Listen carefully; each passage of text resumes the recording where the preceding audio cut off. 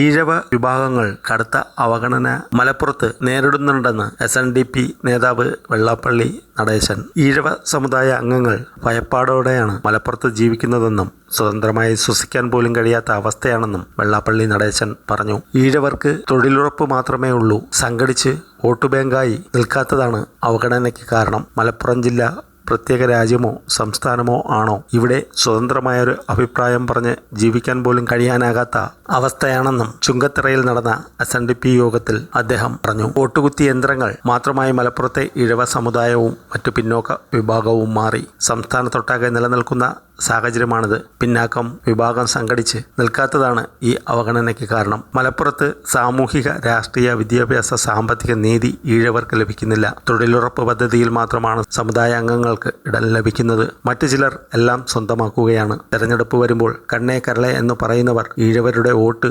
പെട്ടിയിലാക്കിയ ശേഷം മുഖം തിരിഞ്ഞ് നടക്കുകയാണെന്നും വെള്ളാപ്പള്ളി പറഞ്ഞു. മലപ്പുറം ഒരു പ്രത്യേക രാജ്യമാണ്, ചില പ്രത്യേക മനുഷ്യരുടെ സംസ്ഥാനം. ഇന്ത്യ സ്വാതന്ത്ര്യം നേടി ഇത്രകാലമായിട്ടും അതിൻ്റെ ഗുണഫലങ്ങൾ മലപ്പുറത്തെ പിന്നാക്ക വിഭാഗങ്ങൾക്ക് ലഭിച്ചിട്ടുണ്ടോ? മഞ്ചേരിയിലുള്ളതിനാൽ, അവിടെയൊരു സ്ഥാപനമുള്ളതിനാൽ നിങ്ങളിൽ ചിലർക്ക് വിദ്യാഭ്യാസം ലഭിക്കാനുള്ള അവസരമുണ്ടായി അദ്ദേഹം കൂട്ടിച്ചേർത്തു.